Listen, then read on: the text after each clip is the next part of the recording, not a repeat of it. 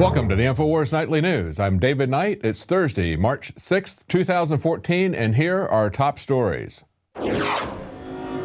Tonight, the Obama administration authorizes sanctions on Russia. Then, teachers refuse to be human targets for active shooter drills. And a Second Amendment advocate is warned that police want him dead. That's next on the Infowars Nightly News. You know you're losers that serve the system. You know you're scum. You know you're pathetic. And you know we don't want to associate with you. You may remember just a couple of days ago, Obama tweeted out a picture of himself wearing jeans and talking tough on the phone to Putin, so we're told. Well, you know, his phone and his pen may not carry much weight with Putin, but he's still using them against Americans. This story from Paul Joseph Watson: Obama bans critics of the Ukraine coup from entering the United States. An executive order suspends entry rights of anyone who undermines Ukrainian democracy. Hey, how about people who undermine American democracy like Obama? Can we get an executive order against that? Here's what it says. The executive order suspends entry in the United States as immigrants or non-immigrants of persons, and he lists three things there, as if he's got the right to bar people for political speech. As CNS's news Craig Bannister notes, this would effectively ban entry for anyone deemed to be a Russian sympathizer or anyone who's expressed a view similar to Moscow, which was that the violent Kiev uprising was a coup d'etat and not a democratic uprising. So why are we concerned about people having political dissent about what's going on in another country like the Ukraine? Is it because what's going on in the Ukraine is being orchestrated by Obama and his administration and is a direct reflection on them? We see that's happening with the State Department. Now, this is what Ted Cruz had to say at C.I.A. about Obama's pen and phone. Now, I do have to start with a bit of bad news this morning. I'm sorry to tell you that by virtue of your being here today, tomorrow morning each and every one of you is going to be audited by the IRS. How many of y'all have your cell phones? I'm going to ask you to please leave them on. I want to make sure President Obama hears everything I have to say this morning. We need to abolish the IRS. That's right. It's not about how he uses his phone, but how he's using your phone, isn't it? And we also see how he's using the IRS to punish political enemies. Just arbitrarily banning people who have something to say about what's going on in a third country, using the IRS against his political enemies. I remember 20 years ago, we were talking about this, and the Libertarian Party and other third parties were talking about abolishing the IRS. Why? Because they historically have been used against political enemies. It's just that Obama is taking it to an all new level. He's doing it openly, unashamedly, and he's not being held accountable by anyone for doing it. It's always been about controlling you in one way or the other, whether they're going to control you by attacking you with audits or whether they're going to control your behavior by offering you carrots and sticks to buy and sell, do certain things. It's wrong. But at least people are talking about it. We'll know that they're serious about it when they no longer laugh about these abuses. You know, it was offered as a joke and people are laughing there at CPAC. They need to start getting angry. That's when change will come. Now, one of the things that he said was, if you have a president who's picking and choosing which laws to follow and which laws to ignore, you no longer have a president, said Cruz. That's right, you have a dictator. Now, some people in the GOP are trying to do something about this. We see an article from Washington Times that points out the GOP is bringing forth a bill that will let Obama be sued. They say a new Republican-sponsored bill would open the doors for lawsuits to go forth against the Obama administration, a dramatic measure aimed at curbing the powers of the president when it's perceived that he's broken federal law. And this is a quote from the lead sponsor of the bill, Trey Gowdy. He says, "This administration's disregard for the law has reached an unprecedented level from a constitutional perspective. We have pursued certain remedies afforded to Congress to address executive overreach, but these efforts have been thwarted." Now, it's not just Republicans who are saying that. We see constitutional law professors who are Democrats, like Jonathan Turley.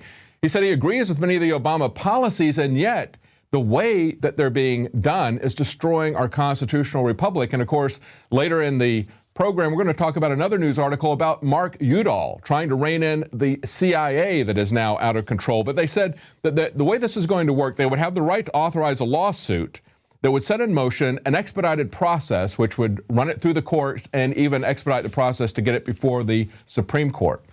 Now, one of the other things that Ted Cruz said at C.I.A. was that millions have lost hope because under Obama, the American dream is harder and harder to achieve. If you were to sit down and design a plan to hammer the living daylights out of young people, because most of the people at C.I.A. are young, he says you couldn't do a better job than the Obama economic plan. And as we saw in the news the other day, only 14% of the people say they like the quote-unquote Affordable Health Care Act. Now, that may be because they don't understand the real implications for them. They don't understand the loss of job opportunities. They don't understand the fact that they're going to be getting part-time job, fewer hours, but maybe they don't understand that it's even going to affect the cost of their pizza. Look at this article from Adon Salazar that was on Infowars today. The Obama surcharge is appearing on restaurant bills across the country already. He points out that a pizza place in Denver is adding a 5% charge to customers' bills in order to pay for half of the health care costs of all employees, both full and part-time. That's just half. A 5% increase is just half of their charges. A restaurant chain in Florida has also added a 1% surcharge to its customers' bills. And look at this. They said the costs associated with the ACA, that's the Affordable Care Act, if we can call it that, Obamacare, could ultimately close our doors. Instead of raising prices on our products to generate additional revenue needed to cover the cost of compliance, this restaurant has implemented a 1% surcharge on all food and beverage purchases only. See, the Obama administration is hoping that people are going to quietly absorb these costs, and yet many business owners are just barely making ends meet. Certainly the small business owners. This is going to drive them out. It's going to further decrease the number of people in our economy that have a stake in the economy as business owners. It's going to further consolidate big businesses' control on the throat of the marketplace. And of course, at the bottom line, this is all about transferring a massive amount of wealth from all Americans at every social strata to the insurance companies who wrote it. Now look at this report from Congress where they are going after information about the CIA's programs under George Bush. We now have Obama protecting George Bush. What's up with that? CIA employees face a new inquiry amid clashes on a detention program. Complaints from members of Congress that CIA employees were improperly monitoring the work of staff members of the Senate Intelligence Committee, according to government officials with knowledge of the investigations. Now, of course, what they're doing is they're now telling these people that they're looking at their employees. This is the Senate committee that oversees the CIA, and the CIA doesn't like what they're doing, so they're telling them or threatening them or letting them know that they're being watched by the CIA. Of course, they're being watched by the NSA and the CIA when they tell you that you're being watched, like they did to Reuters, AP. That's when you know that they're trying to merely intimidate you. Why are they trying to intimidate them? Well, we had a report about abuses by the CIA in interrogation, torture, other acts that they had done. A very large report that was put out nearly a year ago. And of course, the CIA came back and said, well, that's not true. That's very inaccurate. Then they found out just in December, Mark Udall found out that there was actually an internal report that the CIA had done that corroborated that report. The CIA is very angry that that got out, and so now they're attacking the Senate staffers. Do you see how this is working? It's exactly like what they did with the Snowden document leaks. Instead of hiding from the fact that they were caught doing things illegally, what they do is they attack the whistleblower. They get aggressive coming after the whistleblower, even if the whistleblowers work for the Senate Intelligence Committee that's supposed to oversee the CIA. Now, we have a Second Amendment activist in Connecticut has been warned cops and politicians, quote, want you dead. Now, this is an activist who sent a 16,000-word letter to officials in Connecticut warning them that any attempt to initiate mass gun confiscation would result in a tragic bloodbath. And he was warned by other state police. He said that told him there were cops and politicians who wanted him dead. And what he's pointing out, he's got a group called the 3 Percenters, and he's saying, even though many people estimate it's over 300,000 firearms have not been registered, he says, let's go with the figure of 100,000. And if only 3% of those people resisted, would you want to start a war with them? He made it very clear that they're not going to fire first because they don't want to lose the moral high ground, but they will defend themselves against criminal actions. And of course, gun owners and people who support the Second Amendment are favorite targets of fusion centers. Right after the break, we've got a report from Leanne McAdoo about fusion centers and then an interview with Stefan Molyneux. And we talked to him about many things, Bitcoin and the wars on various types of our freedom, and what is the hope of rolling this back. So stay tuned for that interview right after the break.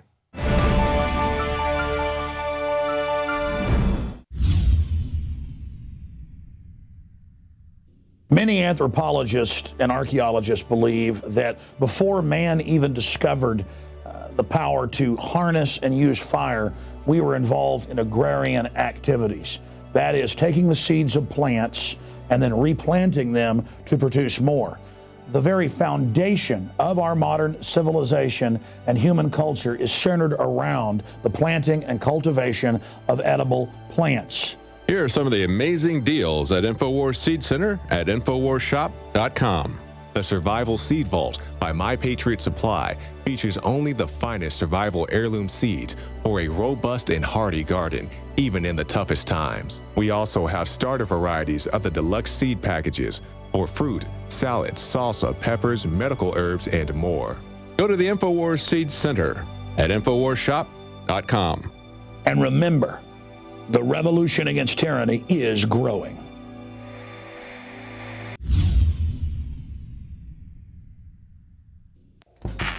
We're on the march. The empire's on the run. And the Infowars army is standing strong. Wake up your family, friends, and neighbors and break the matrix at InfowarsStore.com. Learn the truth and spread the message of liberty with the world's most comprehensive collection of books and documentary films. Maintain a healthy metabolism and energize your body to perform at peak health with Survival Shield Nascent Iodine. Protect your family and be prepared with survival foods and emergency preparedness kits. And now you can drink safe water with your own ProPure water filtration system, which removes fluoride and other harmful chemicals from your family's water supply. Save 10% with the promo code WATER. So join the revolution. InfowarsStore.com.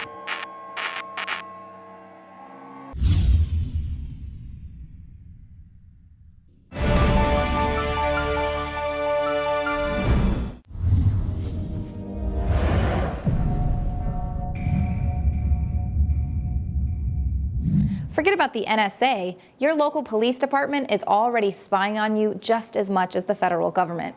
LA Weekly reports Los Angeles and Southern California police are expanding their use of surveillance technology, such as intelligent video analytics, digital biometric identification, and military pedigree software for analyzing and predicting crime. Information on the identity and movements of millions of Southern California residents is being collected and tracked, whether they've committed a crime or not. LA and most U.S. cities are enjoying a huge drop in violent crime, so setting up this technology has nothing to do with stopping crime. It has everything to do with implementing a total surveillance panopticon, a high-tech control grid. But much like the article's picture suggests, it's luring readers down one path of this surveillance maze by exposing license plate scanners while avoiding the true culprit, fusion centers. More than 70 were created across the country in the aftermath of 9/11 to spy on Americans and act as a funnel to the federal government. While being sold to the public as a vital defense to defeating Al-Qaeda, we reported in 2008 how these fusion centers were actually a tool for the implementation of the control grid. Fusion centers bring together the FBI, DHS, FEMA, CIA, and state and local law enforcement, all of them using a networked system developed by DARPA and the Pentagon. Fusion centers have access to records about Americans' locations, financial holdings, associates, relatives, firearms licenses,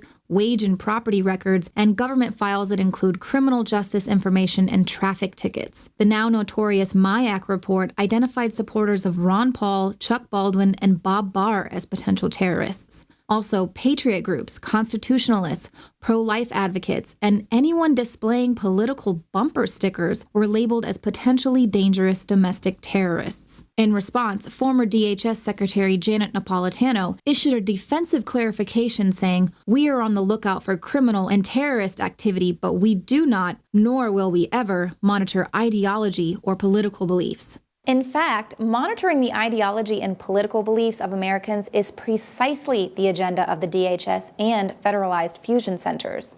According to the 2009 Virginia Terrorism Threat Assessment, terrorism is defined as politically motivated violence or threat of violence. They say each of these groups holds particular values and political goals and thus represents a different type of threat to Virginia and the U.S. A Florida fusion center surveilled Ron Paul in his campaign for liberty in 2010. In 2013, an Arkansas fusion center admitted it spies on anti-government groups, and a Tennessee fusion center put the ACLU on a terror list because the legislative lobbying organization warned schools to ensure holiday celebrations are inclusive. In other words, these fusion centers aren't meant to thwart al-Qaeda. They're meant to spy on the American people and anyone holding an anti-government opinion.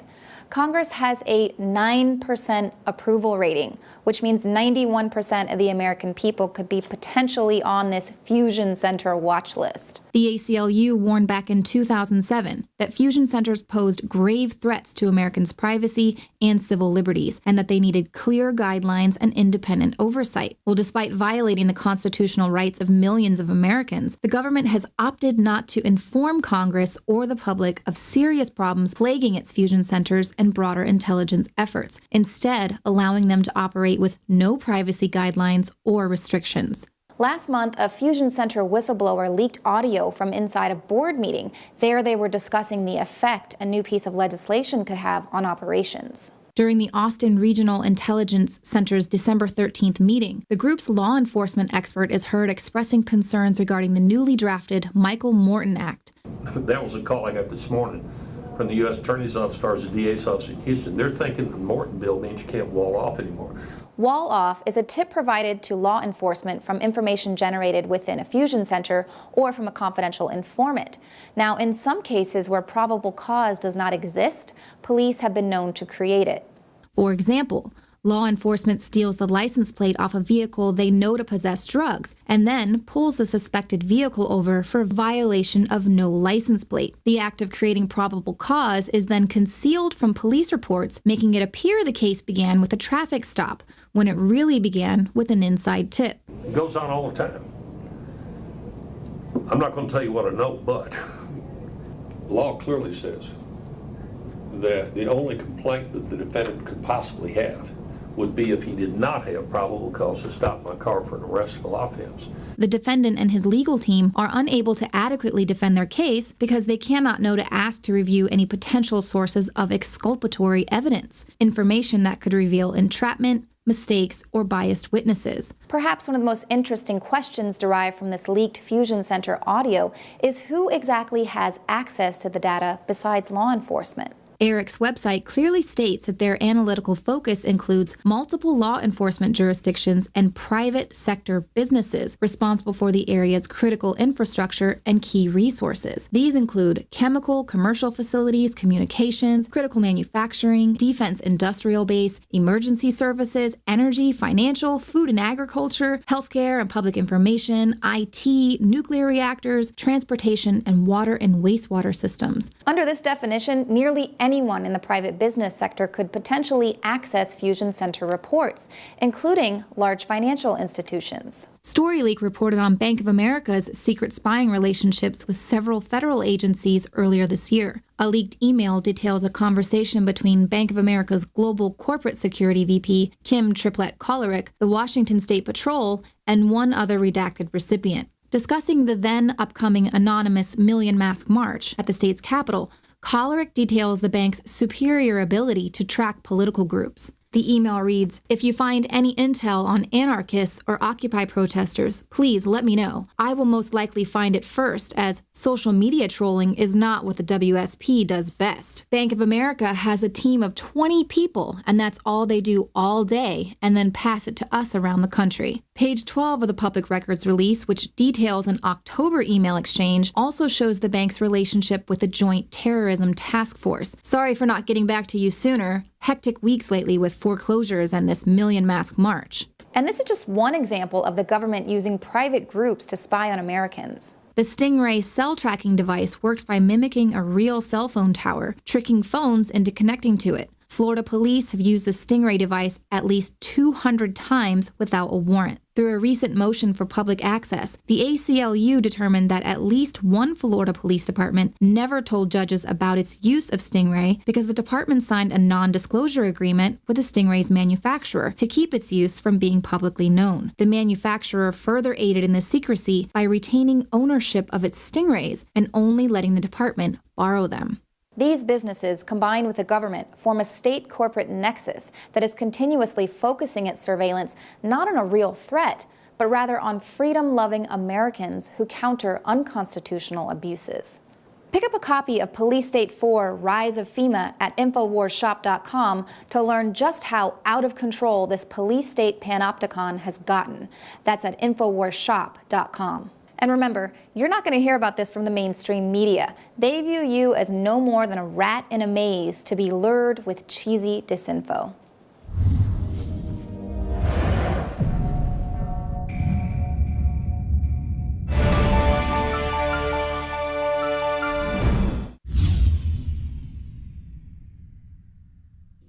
Symbols are powerful, and the globalists have hijacked the symbols of America. They've turned them into their own symbols. Well, we are restoring the idea of the true republic, not the counterfeit globalist empire, by promoting the icon George Washington and others. That's why we're rolling out an 100% made in America line of incredible pro-liberty apparel. We are repopularizing liberty. We are helping fellow Americans rediscover what made this country great. We are the spirit of 1776. We are 1776 worldwide. We are all brothers and sisters in arms in the animating contest of liberty in the long march towards humanity's ultimate destiny of freedom. Visit madein1776.com today and vote with your dollars to promote truly made in America, high-quality products, and promote the ideals of liberty.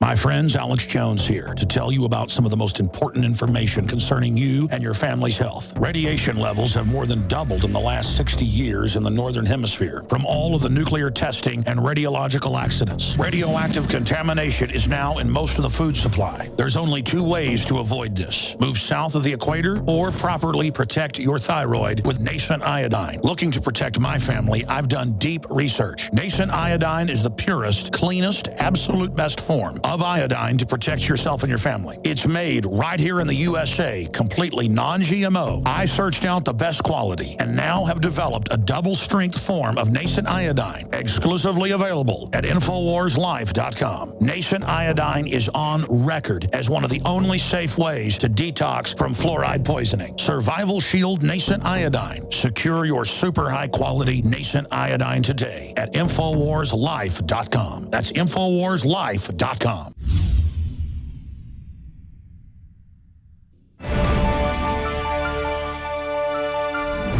Well, joining us tonight is Stefan Molyneux.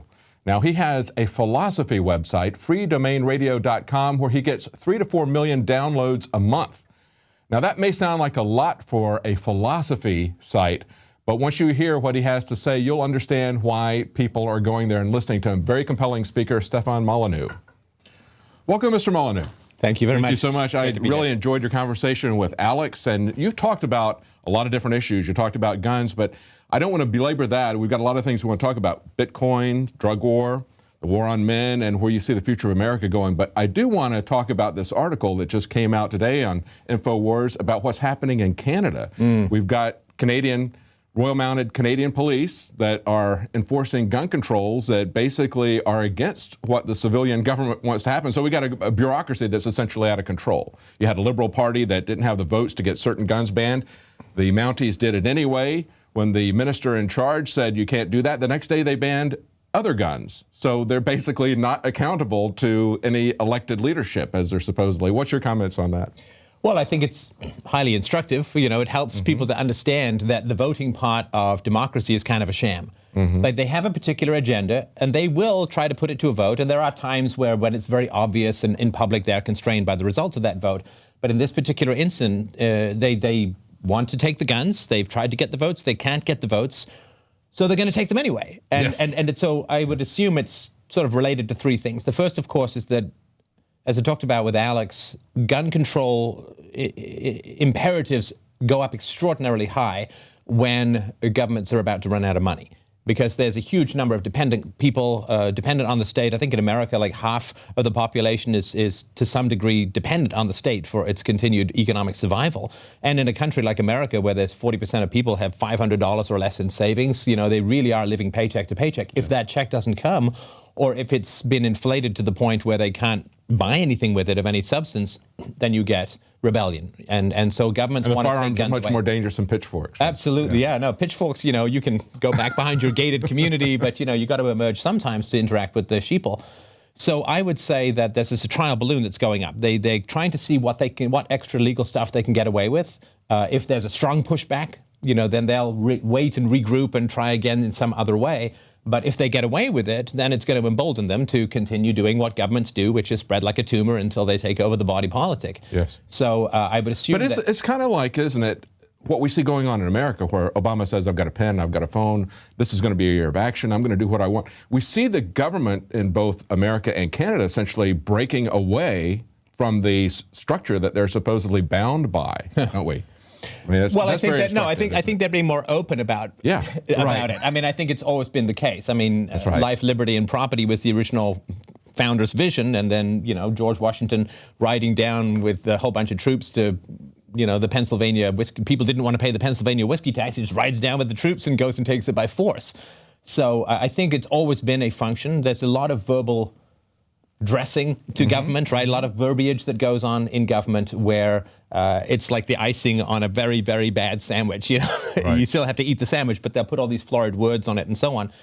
I think that's really falling away now. I think one of the in that things, sense, isn't Obama really is transparent? He promised to be transparent, but now he is a transparent, power-mad dictator. Yeah, they are. And we can see him for what he is. He's not even pretending that he's not using the IRS on his political enemies as all the other presidents have pretended. Yeah. He gets caught doing it, and he just doubles down and keeps doing it. Yeah, I mean, what's delightful is that the gun of the government always goes off at night, but at least it's taken off the silencer. I mean, you can hear it at least now, right? So I think that's, you know, it's positive. There's an old Confucian saying which says the beginning of wisdom is to call things by their proper names. And the name of the state used to be force. And everybody knew that. And everybody, George Washington said, you know, that its government is not reason, it's not eloquence, it's force.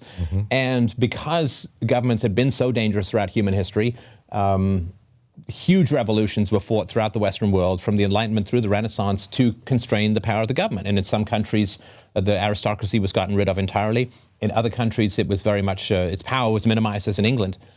And in countries like Russia, I mean, they got rid of the aristocracy and replaced it with a communist dictatorship. Oops. Left turn. But so I think that what happened was we kind of changed our whole relationship then. We forgot that it was force, and we start to think of it like a friend, you know, like a charity, like a dad, like a guy who's going to help you out when you're in trouble, like a do-gooder, like a, you know, someone who's going to like a woman might think of an abusive husband. Yeah. We've got the he actually really does love me, even though he beats me every night. You know, we've got the live Stockholm syndrome, right? So I think that we've turned away from the recognition that government is force, and we've tried to turn an agency of violence into like a charity, like someone who's going to educate the poor and help the needy and heal the sick and take care of the moms who's married the wrong guy. And we've forgotten that it's force, and we've tried to turn this gun into a bouquet of flowers, and it just doesn't work. What happens is every time we ask the government to do stuff for us, it ends up doing stuff to us, which we don't like. It's just inevitable. And I think there's also this illusion that if our team, they break everything into two teams, and if our team gets in, somehow we've got some control over that, but we're really kind of just like the kids in a shopping cart where they give them a steering wheel that doesn't connect to anything, you know, so it keeps them busy. I mean, that's kind of what the elections are. And people are really slow to come to that. You know, the Republicans are slow to realize that when their guy gets in, they don't have any control over him. He still does a lot of the same stuff the other guy did. And most of the Democrats aren't aware of the fact that, are still not waking up or responding to the fact that even though they thought he was going to do all these Democrat things, he's now doing everything that they hated, everything that he said he was not going to do. So they have no control over everything him, they hate when a Republican does it. That's right. And Everything. like, the magic, it's like, you know, there's this rapture where people are supposed to be taken up and vanish in their cars, they're driving, and you can get It's like that's the whole anti-war movement ever since Obama came in. So whoosh, they just got beamed up, like get spirited away by, I guess, ideological prejudice. But yeah, it is. I mean, I've sort of pointed out that it doesn't really matter the hood ornament on the car that runs you over, and the president is really just a hood ornament that's supposed to distract you from the real power, which is in the bureaucracy and in the unions and in the military-industrial, the welfare warfare complex, right? All of the people you never get to vote for. Or the central bank, which brings us to why you're here, Bitcoin, right? Yeah. So we've seen a lot of troubling news about Bitcoin. We see Mt. Gox going bankrupt. We see another couple of small exchanges just this week. We had, it was Flexcoin, Molyneux. One of them is going out of business. Flexcoin is going out of business. Molyneux has lost 12% of its users' coins. We see Fortress Investment Group now, because of the price of Bitcoin going down, they're taking a loss. We saw a scandal with Sheep Marketplace back in December. What is your take on Bitcoin? Where is it now, and what's your take on the larger issue as to the hope of the future of getting away from central banks? Okay, first of all, it's important to separate Bitcoin from companies. Bitcoin is an open source architecture for the exchange of value. Some of that is currency, some of that is contracts, some of that is dispute resolution, some of that is selling shares without having to go through $3 million of underwriting costs and lawyers and all that kind of stuff. So there's an architecture, and then there's companies that are making money, trying to make money by helping people navigate and use that architecture. I mean, if an ISP goes down, or if an internet service provider goes out of business, we don't say that's a failure of the internet, right? Or that's the failure of TCP/IP or whatever. So Mt. Gox and Mt. Gox and all of these other companies that have had problems, it's not Bitcoin that is the problem. It's, you know, people who are making money. Like if a company goes out of business, it's not a problem with the free market. That's actually the point of the free market is the, you know, the moral hazard. You can go out of business. Yes. So the fact that companies have gone out of business, I think, signals the strength of Bitcoin. And I know that sounds kind of weird. That is interesting. Hold that thought. We're going to be right back. We need to close the show. Well, that's it for our regularly scheduled program, but we're going to continue this interview on the other side. We're going to hear the rest of what Stefan thinks about Bitcoin, as well as many other subjects. Stay tuned.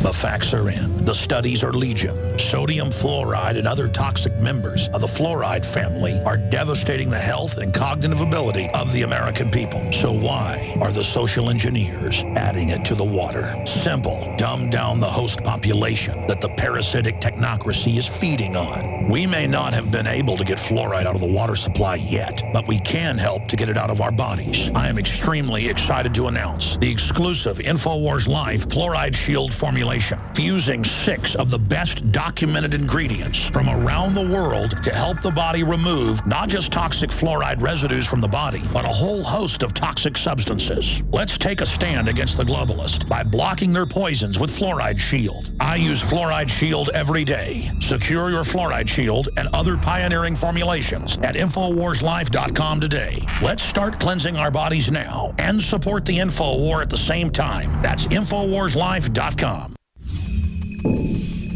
Well, welcome back. We were just talking about Bitcoin, and that's what Stefan Molyneux is here about. And you were just saying that you thought that the strength of Bitcoin was the fact that bad actors could be taken out of business. Continue with that thought. Okay, so let's compare Bitcoin to central banking, right? I mean, there's no such thing as too big to fail in Bitcoin. Isn't that wonderful? I mean, one of the creative destruction elements of the free market is less competent or less moral people or less hardworking people are supposed to have the resources go away from them and go towards more competent, more moral, or harder working people. That's the reallocation of resources in the free market from the less able to the more able is how we get economic growth, fundamentally. So with Bitcoin, people think that somehow the architecture has failed because companies have failed, which is like saying the free market fails if companies go out of business. No. The free market succeeds when companies go out of business because it releases resources. However painful it is for the individuals, and I sympathize with that, it releases resources to more competent people.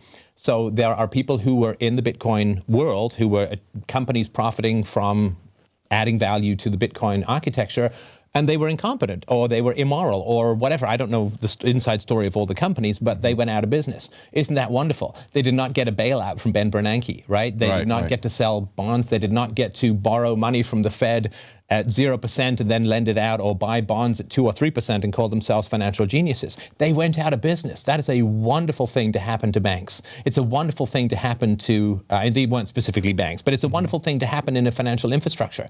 You know, if you look at some place like Japan, they've had these zombie banks going on and on with government subsidies for 20 years, and they've had a 20-year recession / depression that has been going on and on.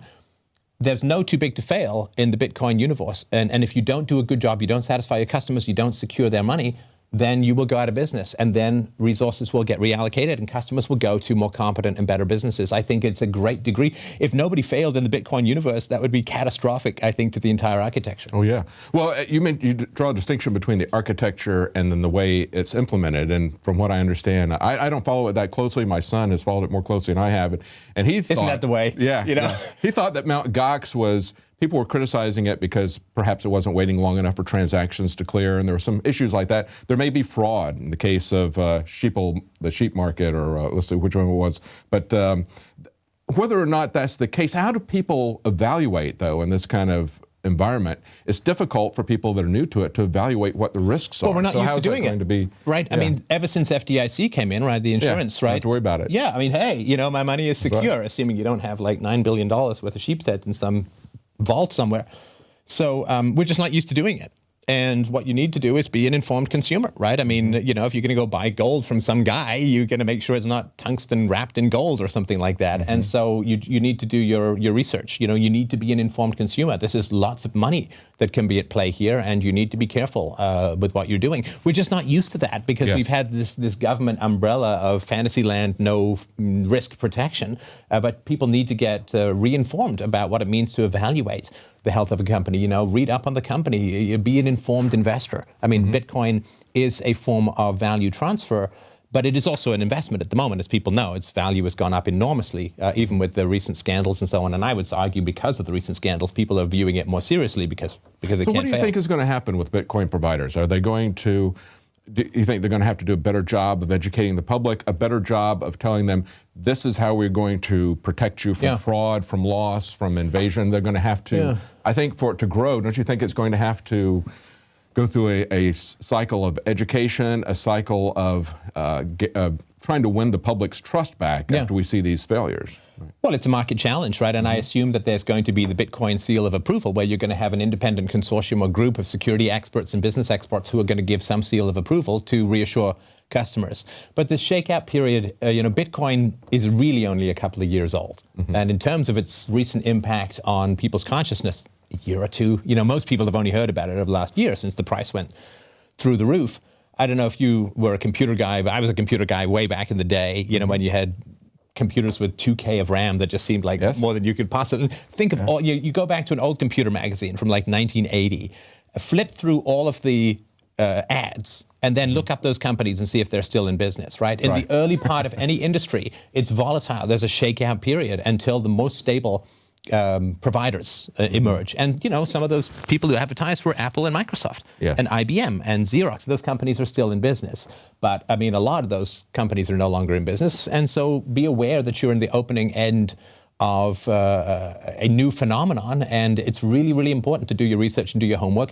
Don't put all, I mean, my opinion, don't put all your eggs in one basket and be diversified and all that kind of stuff. And, you know, learn a little bit about what it is. We don't need to really think about banks, but we do need to think more about Bitcoin and listen to the experts. There were people warning about Mt. Gox early last year, you know, that its security measures may not be implemented the way that people want, that it was having issues with keeping everybody's coins, because basically people handed over their Bitcoins to this place to facilitate trading. So they gained a value, because you can keep your coins on your own computer. You can keep your coins in your memory. You can just remember your code, and you don't actually have to have physical coins. It has to be accessible anywhere, right? You can unplug your computer. You could write it down on a piece of paper. You can put it in a safety vault. But people went for the convenience of having somebody else store their coins so they could trade them more easily. As we all know, with reward comes risk, right? And so they gave their coins to other people. And again, nobody knows exactly what's happened. That's going to be shaken out over time. But beware, I mean, if you're going to go for an advantage, the horse with the bigger payout has less chance of winning, right? And if you're going to go for an advantage, be aware that you're taking on a risk. There's perfectly wonderful ways to be absolutely secure with your Bitcoins. They're just not quite as convenient as, here, you take my Bitcoins, and if I want to trade, do it for me. So just be aware. Well, hopefully it's going to roll back one of the major control points that the governments have had, which is the central banks. But another major control point that they've had, I want to talk to you about, is the war on drugs and just prohibition in general. The government's ability to come in, just as we were talking about at the beginning of the program, to come in and prohibit arbitrarily the possession of a firearm. Well, they can come in and prohibit the possession of drugs or anything else, which I contend they don't have the constitutional authority to do, because we had to have a constitutional amendment to prohibit alcohol. Where's the constitutional amendment to prohibit all these other things that they're prohibiting? But we see it out of control here. I've talked to law enforcement against prohibition, a former Chicago prosecutor. He says 80% of the gun violence in Chicago is drug-related. We know that's what the real culprit is, that and psychoacoustic drugs, SSRIs that are being given to people. But they focus on guns as a solution. But what do you see happening now with drugs? You see people waking up to the futility of trying to use government as the instrument to address something that is really a personal issue, as to whether or not somebody uses too much alcohol or uses too many, cannot handle the drugs that they use. It's really fascinating, because if you think of the media, I mean, most people aren't going to get their news, get their cultural opinions from news. They're going to look to the media and so on. Drug comedy has been around for decades. And, way back the Cheech and Chong movies, I think were in the 70s or whatever. And the pursuit of drugs and so on has been a staple of comedy for teens for a long time, just as the pursuit of alcohol has been a staple. Now, there's no I strangle hobos comedies, because people recognize that going out and killing someone, you just can't make it funny, right? It's just a horrible, awful, evil thing to do. But there's been a very different perspective on drugs for as long back as I can remember, which is just, it's an indulgence. It's goofy, it's silly. Yes, some people get addicted, but people get addicted to anything. It doesn't mean you can't, right? I mean, Paul Walker was addicted to fast cars. It doesn't mean we close down NASCAR, right? Well, you're talking about the difference between vice and crime, isn't it? I mean, crime is essentially something you're doing to harm other people. Vice but I is like something Pink Floyd. A Dark Side of the Moon is a great album. They were not popping chiclets when they made that. Freddie Mercury starts taking cocaine and writes Bohemian Rhapsody. And I love that music. I don't take drugs myself. I haven't, but I'm not going to, Sgt. Pepper's is a great album. I can't say that anything that produced that beautiful music is necessarily a vice. It's not my vice. Maybe I have others, but that's not it. But I do think that the example of places like Portugal, which has decriminalized drugs for over 10 years now and has seen a 50% reduction in addiction and so on, everybody recognizes it doesn't work. It's been openly talked about now for several years. And things like The Wire, I don't know if you ever saw the show The Wire. So in The Wire, which was written by a former cop and a journalist, the police basically legalized drugs on their own initiative. They just say, look, here, you can go to this area and we're not going to prosecute you for any drug trading. Crime goes down and drug deaths go down and so on. It's so ridiculously profitable to get people addicted to drugs that people try to get people addicted to drugs. They give you free samples. They'll cook it up so strong that you have to come back for more. And as a lot of doctors and people who study brain chemistry have pointed out, a lot of drug use is self-medication for prior trauma in life, right? So there's a Canadian doctor, Gabor Mate, he's actually been on my show, who talks about all of the heroin addicts that he's treated, all of the women and some of the men were all raped as children. They all suffered extreme childhood sexual abuse. This produces two problems in the brain. One is a deficiency of motivational chemicals, and the other is a deficiency of basically happy, the stuff that makes you happy and content. And drugs both provide those, right? If you have deficiency of motivation chemicals, cocaine moves you to a more normal state of motivation. And if you are missing endorphins, then you can get drugs which supply those to your system. And so, we're kind of happiness level here. So a couple of people take drugs, they go to here, and then they go back down to here. If you start with the happiness level of here, down here, then you go up to normal, and then you go right back down. It's really, really difficult to sustain what you now understand as unhappiness, whereas before it was just your life. Like you felt what it's like to be normal, right? You see a similar thing with people who are taking drugs for palliative care, for pain medication. They don't get addicted to them like people who are on the outside at all. It's the same sort of thing that you're talking about. And that's one of the things that concerns me the most, is how people can turn their back on people who are taking chemotherapy and they can't keep anything down. They need marijuana. They need it whole as opposed to some pharmaceutically derived extract. They need it whole for it to work, and yet they turn their backs on these people. I remember an activist who basically was arrested by a judge, put in jail for this, had it withheld from him. He died in his own vomit. I mean, how do we justify that as a society, withholding that from people who need it for medical purposes, even if you don't understand that some people ought to be able to have the decision whether they want to use it recreationally or not. And if it gets to be a monkey on their back, there's other things other than a cop with a gun and a billy club that are better to help with that, right? Yeah, if somebody's self-medication has gone awry, you give them medical intervention. You give them methadone. Yes, it's a medical issue. It's a spiritual issue. Yeah. It's not a law enforcement issue. And that's the thing that concerns me so much, is to see that happening. And you're talking about prohibition and films that have had, well, we've seen that with alcohol prohibition. We've seen the violent crime. We've seen the shooting in the streets, the rise of criminal gangs. We saw the concentration of the form of alcohol as it was prohibited, increasing in intensity and potency. And we've seen the same sort of thing with all forms of drugs under general drug prohibition. And the corruption of law enforcement. Yes. Law enforcement, because used to be passive. In other words, you'd phone and say, hey, somebody stole my bike, or somebody's, bumped into my car, and then they leap into action. But because with two people who are buying and selling drugs or using drugs, there's no complainant. So the government has to be proactive and start sticking its nose into everything. And this has corrupted our sense of law, our sense of order, security, and also it's corrupted law enforcement. I mean, under prohibition, you probably remember the film The Untouchables with, I think Kevin Costner played Elliot Ness. Elliot Ness in his autobiography, the average American was making about $2,000 a year back in the day when, $2,000 was real money. Yes. And he was offered by Al Capone $2,000 a week to leave them alone. $2,000 a week. Wow. Can you imagine? Yeah.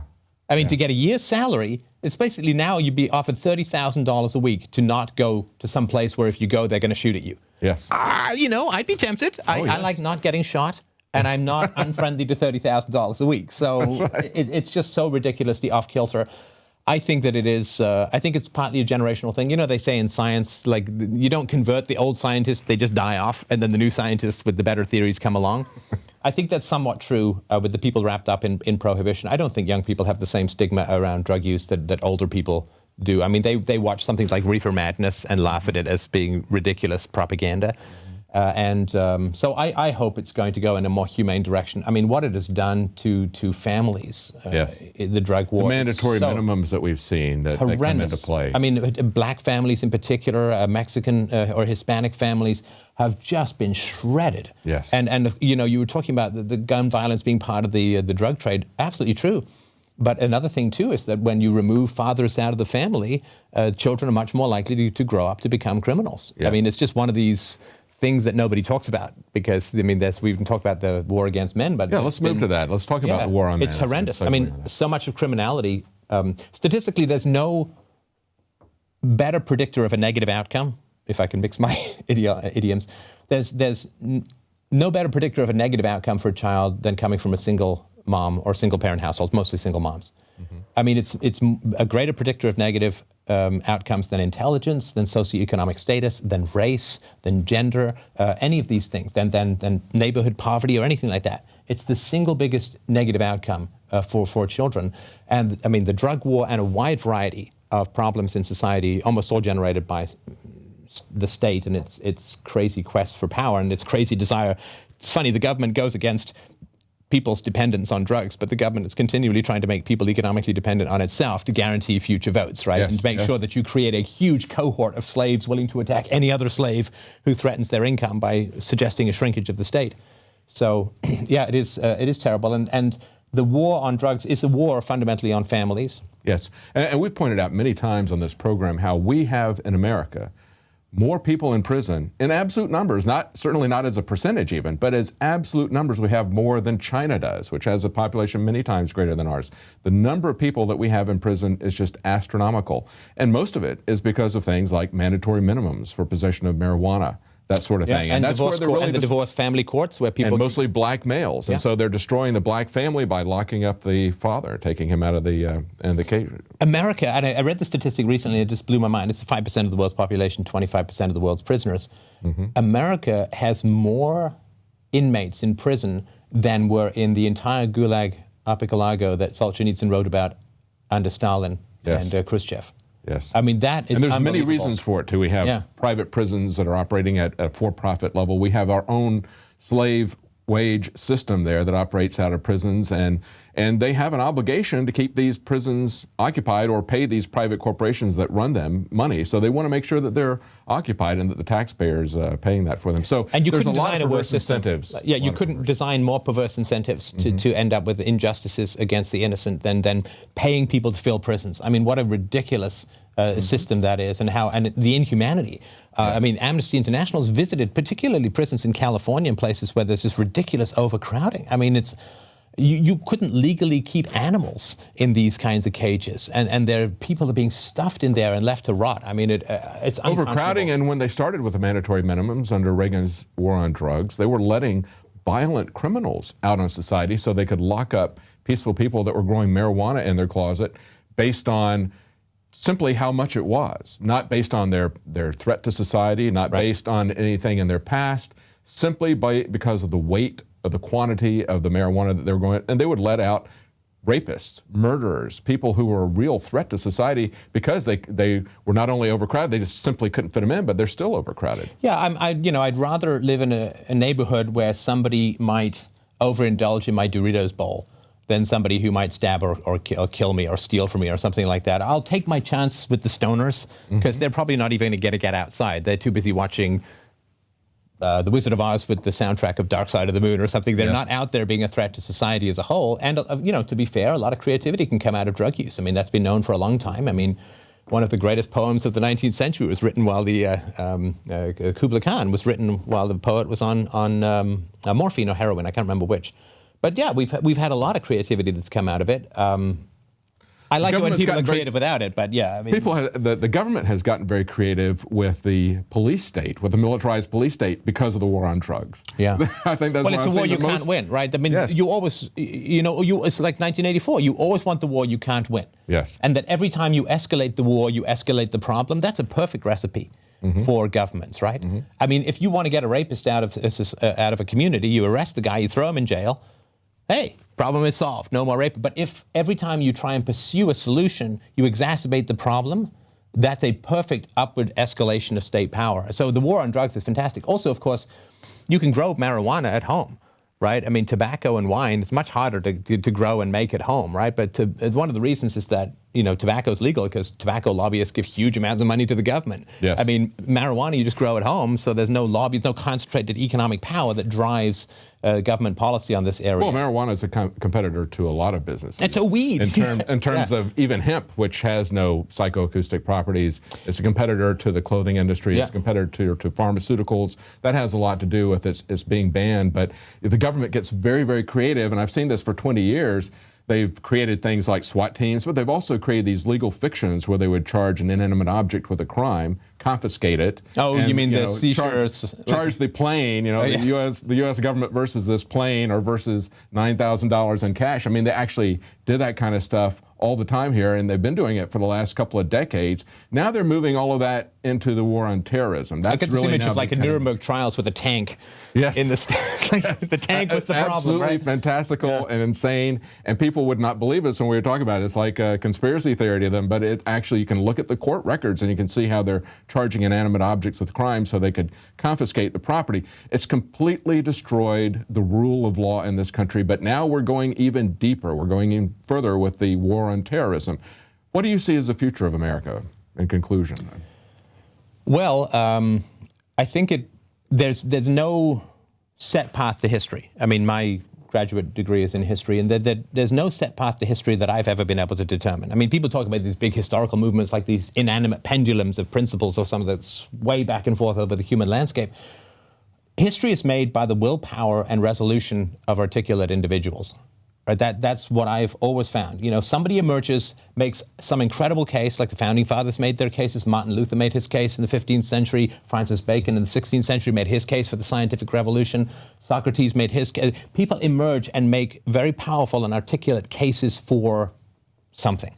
The abolitionists, the Western European Christians in the 17th, 18th, 19th centuries made the case against slavery and virtually ended it as a worldwide institution that had lasted since prehistory. Articulate, committed, passionate, resolute, well-grounded individuals stand and cry their barbaric reasons to the winds, and society changes. You know, if you root yourself deep enough in principles, the world ends up having to orbit you. It's just the way things work. So the future of America is going to be whatever the most resolute and virtuous and articulate and consistent people are going to make it be. Now, I hope it's not going to be the bad guys, because they don't have that virtue thing, which is kind of important. They are resolute, though. They are resolute. Oh, yeah, and they're hugely self-interested. Yes. The problem is, you know, evil pays off now, like Yes. addiction, right? Virtue pays off down the road. It's like dieting. So the evil people are getting all they want now with the power of the state and the ability to type whatever they want into their own bank accounts and call it a banking system.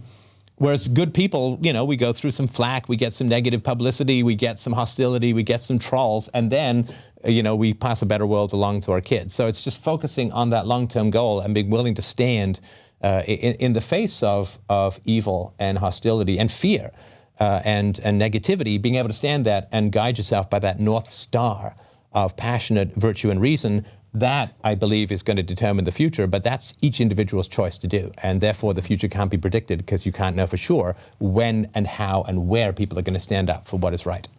Well, that's very well stated. And, you know, I find that very hopeful, because you're getting a lot of exposure with your freedomainradio.com. You said you get 3 to 4 million downloads. Is that per week? Or? No, that's a month. And for a very abstract philosophy show. Yes, for philosophy. Now, if I were doing that's very diet encouraging. tips, Yes. or if I had cats playing piano, maybe Schrodinger's cat playing piano, that's my next video. But I think that, yeah, for a philosophy show, I think that's amazing. Oh, it is. It's excellent. I'm very, very thrilled. And as long as we've got the internet open, we've got a platform where we can reach people. So that's very encouraging. Thank you for coming in and talking to us. My pleasure. Thank you so Stefan much. Molyneux.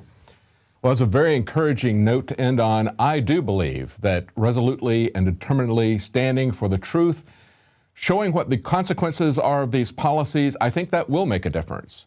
And as long as we have a platform, and one of the ways that you can help us is to participate in that platform, to support Prison Planet TV, to send that information to your friends, to your family. With one subscription, you can share that with up to 10 people simultaneously. It's one thing for the internet to be free, but we also need to have a platform. Well, we'll be back tomorrow at 7 Central, 8 p.m. Eastern. You are watching the Infowars Nightly News, which airs 7 p.m. Central at InfoWarsNews.com. Members can share their passcodes with up to 11 other people, and your support is helping us defend liberty worldwide.